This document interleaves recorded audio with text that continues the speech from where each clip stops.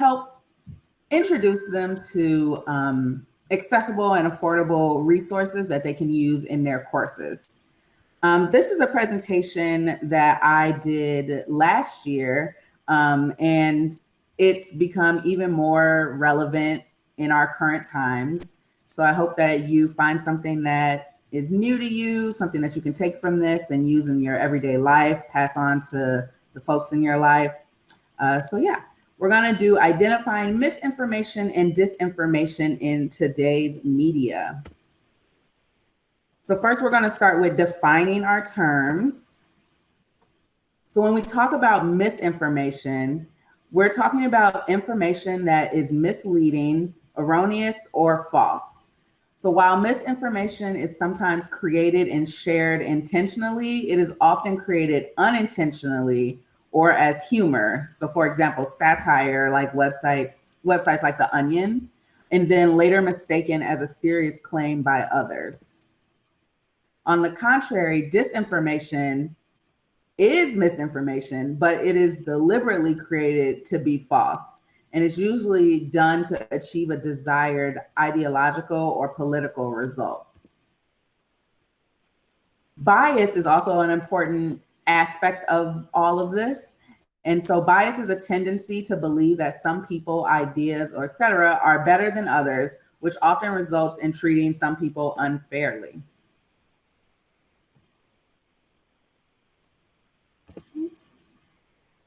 So breaking down bias,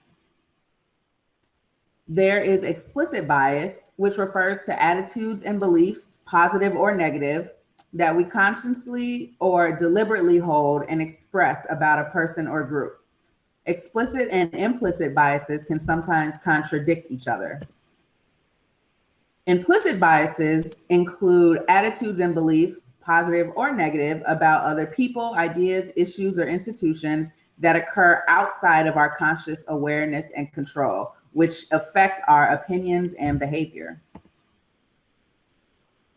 Confirmation bias is our subconscious tendency to seek and interpret information and other evidence in ways that affirm our existing beliefs, ideas, expectations, and or hypotheses. And kind of related to that is selective attention bias. So when it comes to information, selective attention can cause us to pay more attention to a message or information that is consistent with our existing viewpoints, feelings, and ideas. So here I have a fun comic. I laugh about this every time I look at it. So it says, I've heard the rhetoric from both sides. Time to do my own research on the real truth. And you see the little person's eyebrows are furrowed, okay? They are really into getting down to the nitty gritty. And then the second panel shows that they Googled a hotly debated topic and there were 80,000 results. And they are going to click on literally the first link that agrees with what you already believe and completely supports your viewpoint without challenging it in any way. And then the second link is just another link. Don't worry about this one. And then the last panel, the figure is like jackpot. This is exactly what they were looking for. So we're going to talk real quick about why this presentation is not called fake news. And like fake news isn't generally a word that I use when talking about this type of stuff. So I'm specifically not using it for a number of reasons, because first, it's become watered down. So it doesn't have a true meaning that we can apply across various circumstances. And this essentially makes it meaningless and therefore not a good teaching tool. We also lose important distinctions when we say fake news. So when you say that, it takes away from what we were talking about earlier with those definitions of thinking about what's misinformation versus what's disinformation, and thinking more about bias. Those kind of things get lost when we just like say fake news. It's also a politically charged term. And that can cause a shutdown in what would otherwise be a very important conversation. And then lastly, As I mentioned before, the term has no real meaning, so it's become a type of tongue-in-cheek word that's often not taken seriously. All right, so we're going to move into the different types of information. So one of the first steps in evaluating information is understanding the purpose of it. So we can categorize information into 6 different categories or purposes. The first is to entertain. So this is information that makes you laugh or that you use to fill your time. It could be something that you enjoy reading, watching, liking, sharing in order to entertain others. There's information that's used to sell or advertise. So most of the time, this is really easy to identify in a commercial, but occasionally it'll be disguised as something targeted to you based on your interests that they've gleaned based on your internet history, what channel you're watching. If you have a smartphone, then you might know that sometimes you say things on the phone or you say things in your house, and next thing you know, you see an ad for it on Facebook or something. One thing, if you're on Instagram, you'd see on Instagram now there is a hashtag ad that was added to indicate when there's a paid partnership involved, when an influencer or somebody else is advertising something. And this was a result of the Federal Trade Commission cracking down on influencers. Other information includes persuading or an opinion, using evidence and reason logic to get people to adopt your perspective, whether or not you agree with the reasoning. Information can be to provoke or propaganda. So the point of this is to spark a strong emotional reaction like fear or anger, which makes it harder for you to think clearly. And this is done by providing you with misinformation. Information that documents or is like raw information. This could be security footage, cell phone footage, government documents, raw data sets, that type of deal. And then lastly, information that informs. So this is what the purpose of it is to keep you informed about what's going on in your neighborhood, politics, business, weather, the world, your professional field, etc.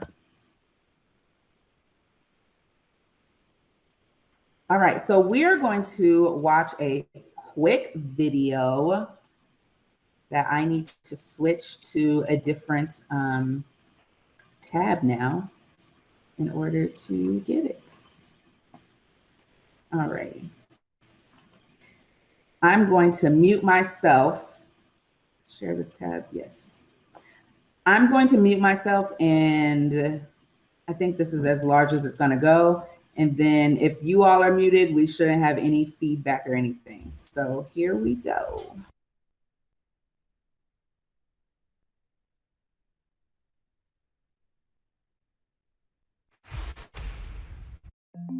Satire is the use of humor or exaggeration to critique or mock a person, organization, or policy.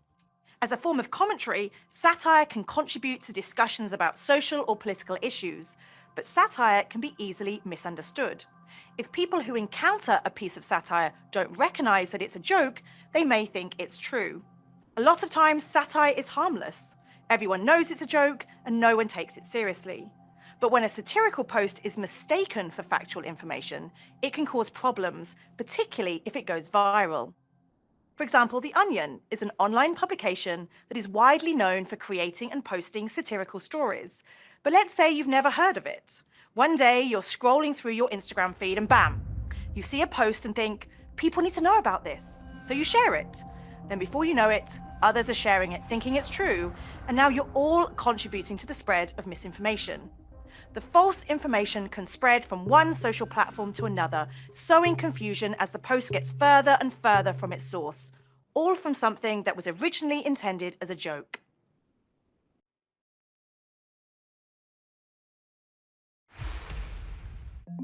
False context is a common type of misinformation that takes an image, quote, or other piece of content and puts it into a new, false context to change its meaning. Take this racist tweet from 2018. The image is actually an old one, published on Flickr back in 2009. Whoever posted the tweet tried to pass it off as evidence that they were beaten up at a screening of the film Black Panther. But how can that be if the photo is from 2009? Never mind that a picture of a bloody paper towel proves nothing. This practice of repurposing content in misleading ways can be incredibly effective. The creator exploits the fact that when most people see a post about a controversial topic, they instinctively react. And if the post relates to a breaking news event, we're all likely to be very curious and looking for answers. That makes us especially susceptible to misinformation. False context is also a common tactic of what is called engagement bait on social media. These accounts share amazing pictures to attract attention and to draw as many followers as possible. But most of the images shared from these accounts have been taken from another context and wrapped in a false story designed to go viral. These accounts use engagement bait to boost the spread of their posts on social media, because the more likes and shares, the wider and larger the audience.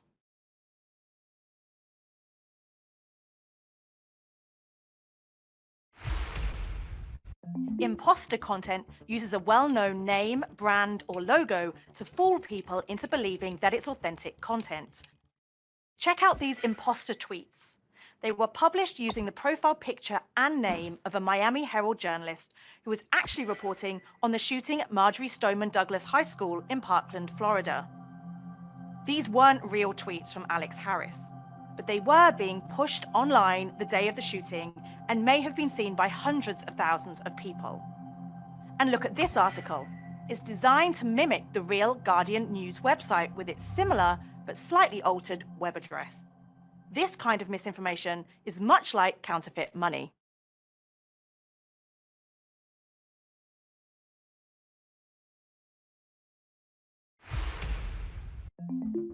Manipulated content is a type of misinformation in which something is altered from the original, such as images that have had content added or removed using photo editing tools.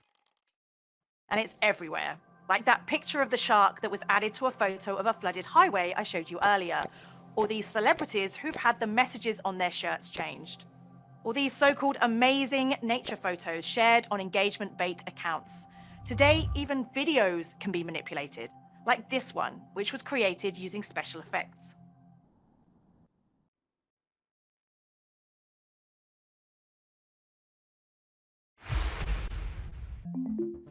Fabricated content is misinformation that is entirely made up and designed to deceive you into thinking that it's real. This includes fictional stories that are created to look like legitimate, standards-based news reports, or visual fabrications like these fake Starbucks posters that online trolls use to spread confusion and provoke anger against the company.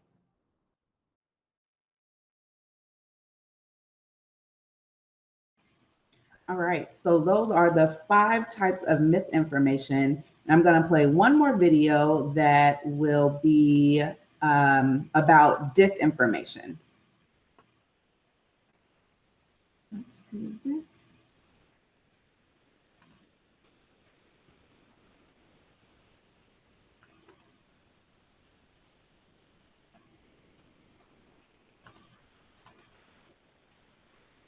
All right, mute myself again.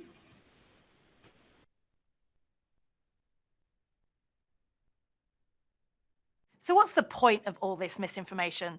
Well, it's hard to say because, as you've seen, misinformation happens in lots of ways and for lots of different reasons. Sometimes it's spread to gain followers. Other times it's shared to get people talking about a given subject. And sometimes false information is shared as a joke or by mistake. These kinds of posts may have unintended negative consequences, but this isn't the primary goal. Another type of misinformation is more calculated. It's created with the intention of causing harm in one way or another. And this is called disinformation. Those who create and post disinformation usually target specific groups of people to achieve some kind of goal. For example, they might be trying to influence people to vote in a particular way. Sometimes the goal is to misinform people, and sometimes it's to sow confusion. This can create a fog of uncertainty, so people just don't know whom or what they can trust. And when you don't know what to trust, you stop believing in the idea of truth altogether.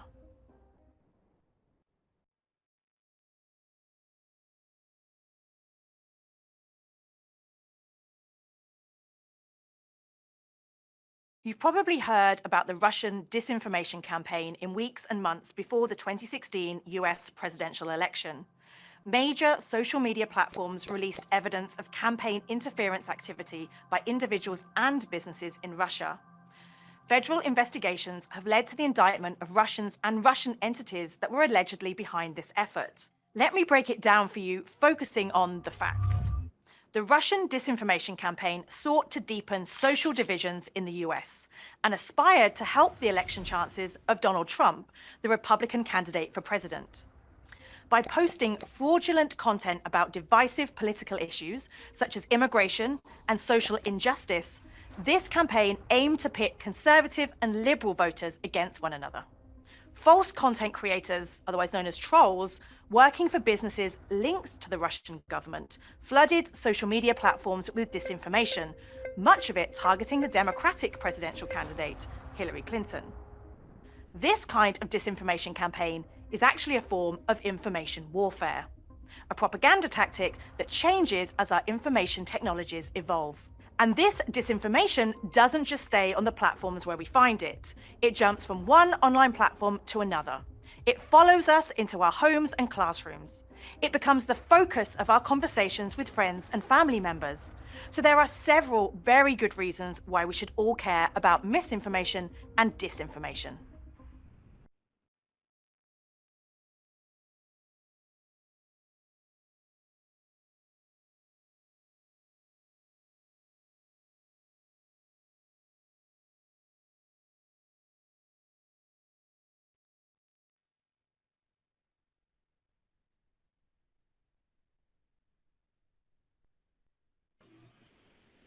All right. So we are going to go back to the presentation now.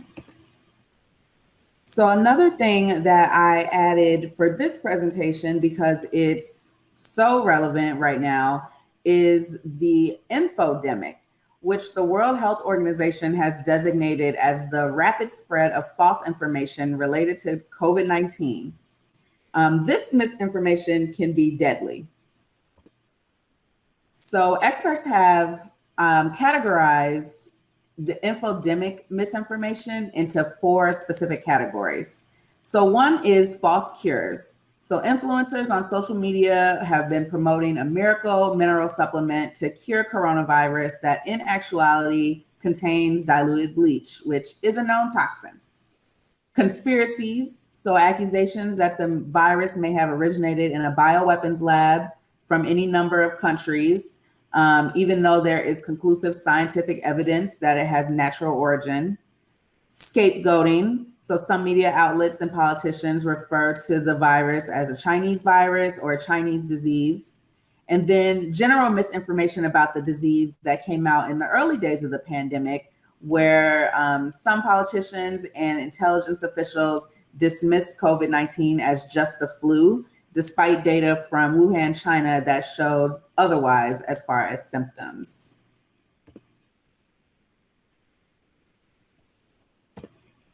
All right, so thinking about how bad information gets spread, one way is through memes. So memes are designed to go viral. They pack lots of information into a small digestible format, but unfortunately, this causes a loss of context or just misinformation and disinformation to be spread very quickly. They're easy and fast to make, so anyone can use them as a means of getting out information that they want people to know. Fake news websites, which is one of the things that they mentioned in the video with the Guardian website that's designed to look like the Guardian website. The web address is designed to mimic the Guardian. They have a similar logo. They'll have similar layout, color scheme, web address, and one letter might be off, and it may end in a less credible domain versus, say, a .com. It could be something else. .gov could be totally different. Misunderstood satire is another example. So I'm going to click into this. Hopefully this is still up. Okay, so in 2000, the Onion published a story called Harry Potter Books Spark Rise in Satanism Among Children. And this article was published in 2000. And after it was published, a lot of articles written afterwards quoted from the Onion's satirical piece. And that is kind of the spark of where the idea that Harry Potter books were demonic came from. And it really truly took hold and has been one of the reasons that Harry Potter books have faced bans or censorship or challenges in schools and libraries today, to this day. Oh no, I am presenting. Okay. So another way that bad information gets spread is through charts and graphs. So these can be misleading because they give a false sense of authority, which we'll talk a little bit about later. Data is good.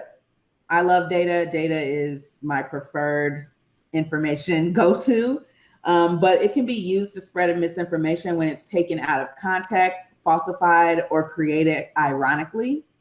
One example of this is when you see an article and it says that a study found that this percent of people do this, and without being able to, sometimes they'll link to the study, which is good, but a lot of times these type of studies are behind paywalls. But if they can link to the study and you can read it yourself and go to the results section or the discussion section and see what the actual, researchers said about the results, sometimes that's a little bit easier to, it's not easy because sometimes you have to kind of understand data a little bit, but it's definitely better than trusting a article that kind of waters down the message just so that they can fit it into whatever their word count is. Filter bubbles and echo chambers. So these happen when this happens when you are friends with in real life or online people who have the same ideas and beliefs as yourself. So you likely consume media that falls in line with your own beliefs. While this could be your own prerogative and something that you choose to do, algorithms on social media sites filter information that they don't believe you'll agree with as part of curating your experience online. I think it's worth mentioning, though, that at the core of bad information getting spread, I think there's a humanness that has to be acknowledged. People want their friends, family, and community to be informed. And with misinformation and disinformation alike, headlines are often shocking and attention grabbing. And that could, alert you that I need the people I care about to know about this. However, even that can be considered a red flag if there's some type of urgency or headlines are in all caps. And if it sounds too extravagant and too extreme, it's definitely worth looking into to see if it's actually true before sharing it with the people you care about. So this chart is from Ad Fontes Media. And this kind of goes into the bias that I talked about earlier. And so this chart shows that there is, this is politically leaning media. And so it has a most extreme right and a most extreme left of the political spectrum. And then on the side, up and down, it has from 0 contains inaccurate, fabricated information all the way up to original fact reporting. But it also contains, is this propaganda or contains misleading info? Is it selective or an incomplete story with unfair persuasion? Is it an opinion with fair persuasion? An analysis of something? A complex analysis or mix of fact reporting and analysis? Actual fact reporting, and then original fact reporting. And so you can see that some of Like some of these, like BuzzFeed News. BuzzFeed, they're generally not doing their own like investigative journalism. Sometimes they do though, but they're generally reporting facts that they probably have gotten from a source that is more so on this row of original fact reporting. As you can see, there's still like you can intake media that leans toward your political beliefs without it being completely like erroneous and fabricated. So down here we have Infowars. Infowars is a terrible website. It is generally always like untrue or inflammatory. But if you go further up, even like the Weekly Standard, The Hill, Wall Street Journal, like these skew right, but they're not down here where it contains inaccurate, fabricated information. And it's the same on the left side of the political spectrum. There's Patriotics is down here with just being completely erroneous and things that you should probably ignore. And then you can go further up and find things that still skew to the left and have, you know, information that is complex, a mix of fact reporting and analysis. But it's always good to try to find neutral sources like the ones here in the middle, to kind of be a supplement to anything else you may be reading that skews more in your political lane.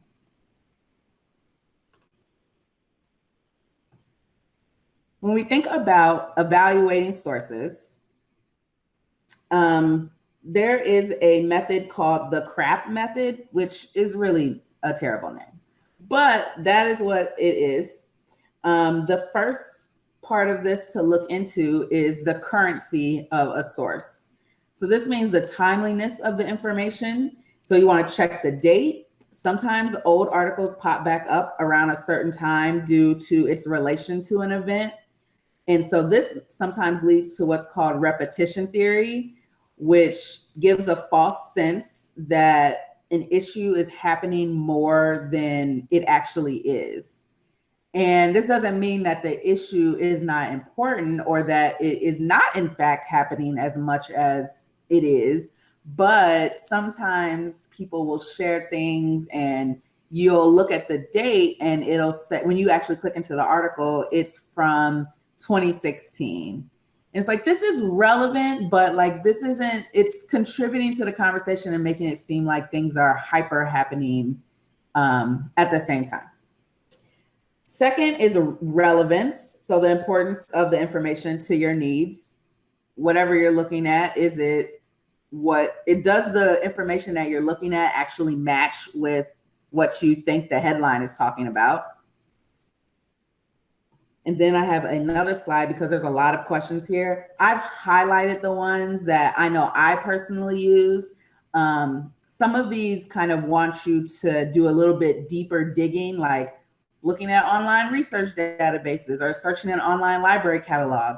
But I'm a heavy social media user, so I know that when you're on social media and you see something, your first instinct is not to like, I'm about to go to the library catalog and like look up this person's books.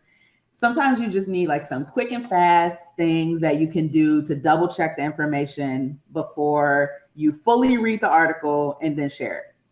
So is there a byline or introduction, or are you aware of the person's expertise? That's super important. Always look for an author of an article.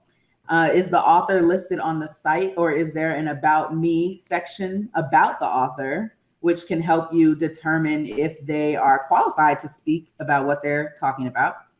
Does the organization have an About Us link? The About Us section is super important because a lot of times when people share satire, one of the first things that you can find in the About Us section is this is a satirical site. But people see these outrageous headlines and they just share it without clicking into the article, fully reading and going to the bottom. A lot of times it's at the bottom of satirical websites, at the bottom of the page. So that's important. What is the name of the organization creating or hosting the content? If you're on the internet a lot, you'll probably see a lot of familiar websites. So if you're seeing something that you never heard of before, it's worth it to, in addition to reading the article, do a quick Google and see what is out there about that site. Check for the ending of the website's URL. .gov, .edu, .mil, and .org are more credible than websites that end in .com, .net. This is especially true when it comes to the infodemic and information from about COVID-19. I pretty much only trust sources that are .gov as far as information about COVID, but also like news reporting that has a very complex analysis that links to the data that they're getting. That's very important right now. Searching the internet for more information about the author. And then the rest of these things are a little bit more labor intensive. I think that they are good when you think you have found a conspiracy.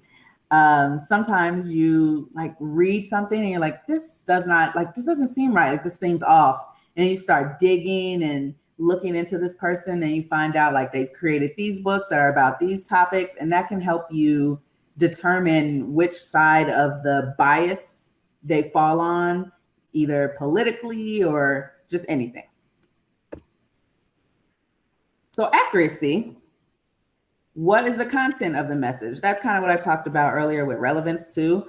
Can I find this same news in multiple places? That's super important. I especially think of celebrity deaths with this.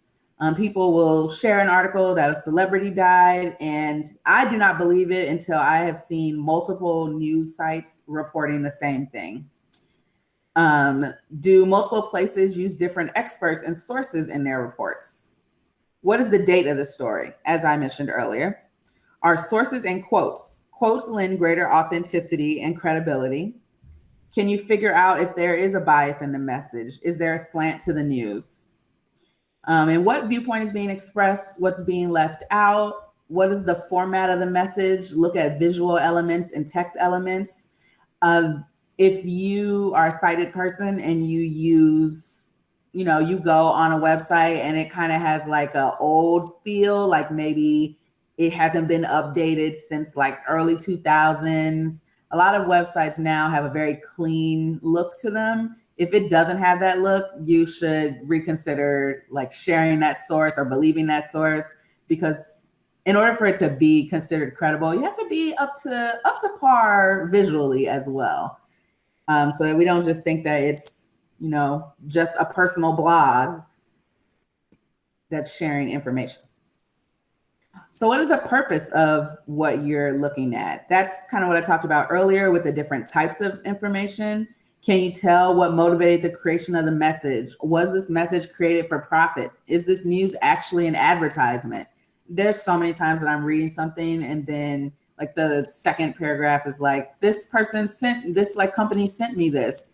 And then you can still read it and read their review, but you do have to realize that they've got this for free from a company. So how does that influence how they're reacting to the product? Are the sources being paid? I think about this in there's a Hulu documentary about the Fire Festival. That's hilarious and you should watch it if you have Hulu. But they did a documentary at the same time that Netflix did a documentary about the Fire Festival. And Hulu paid the person that they interviewed. And that's not normal. Most places don't pay people that they interview for this type of thing. It was very sketchy. So is the content list itself as sponsored content? That means an individual or an organization is paying to display the content. So we're going to talk a little bit about Facebook tools that exist to combat misinformation.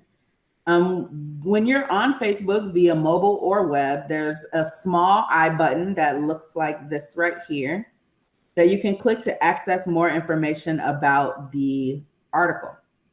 And this is how it looks in the context on your feed. It also looks like this when you're on the web version of Facebook as well. So when you click on the I button, it'll pull up a brief description that looks like this. And one thing I want to know is that a lot of times this about us comes from Wikipedia. Wikipedia is a good source. I'm a Wikipedia editor now, and at first the messaging around Wikipedia was that it wasn't a trustworthy source because anybody can edit it. But they have very stringent like fact checking, and it goes through an edit process, especially if you're a new editor. So you can't just hop on Wikipedia, edit something, and the edits take. You can't just create a new article. So there's definitely ways to use Wikipedia that are, that help you find good information. So they'll have a brief little description here. Many times, if this is a satire article, it'll just say like, this is a satirical publication. Or conversely, it may not pull up any information at all, which is a sign that you should do some further digging.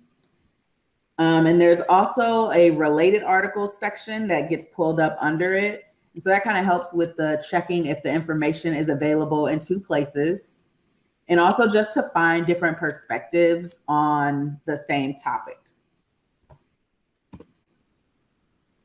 Facebook introduced a third-party fact-checking system, and you'll see it on a post that someone has shared that has been deemed untrue. So I haven't seen it like this in my feed, but let's say you click comment, it'll pop up and show this. It'll show like fact checked untrue or something. And so that's super helpful so that when you go to comment on it, it's right there in your face. You would have to be ignoring it to like not see that this is a fake article.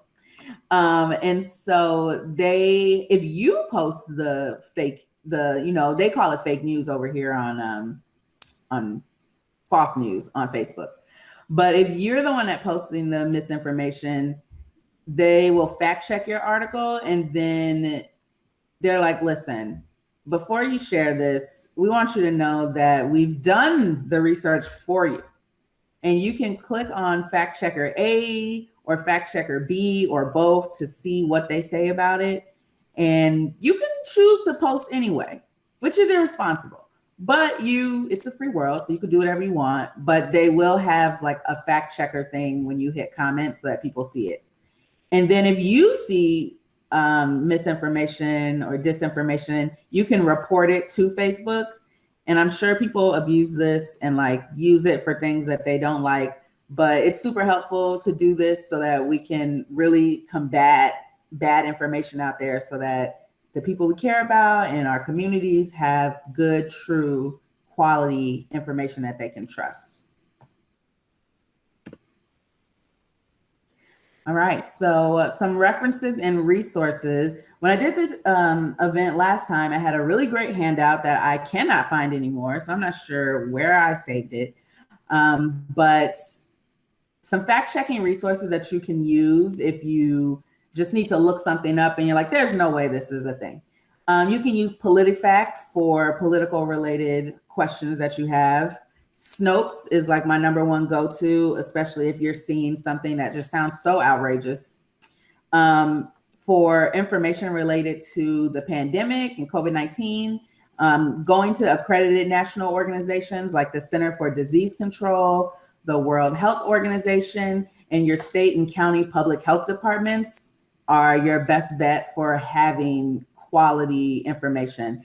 The World Health Organization has even introduced a Mythbusters section of their website that addresses a lot of the common misinformation that's out there, like that the virus is caused by 5G, that you can get rid of it by drinking alcohol, that you can, like all these things that are kind of floating out there on the web, they have addressed with infographics that you can share on your social medias and other organizations can share to help combat that information.